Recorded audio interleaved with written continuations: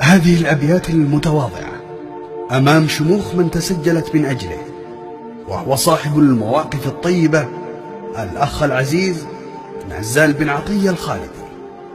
كلمات الشاعر مشرف بن خلف العنزي، أداء مسفر بن عبد الله الحلفي. أبوك يا نزال سماك نزال، حرا على رؤوس النوايف منازلك،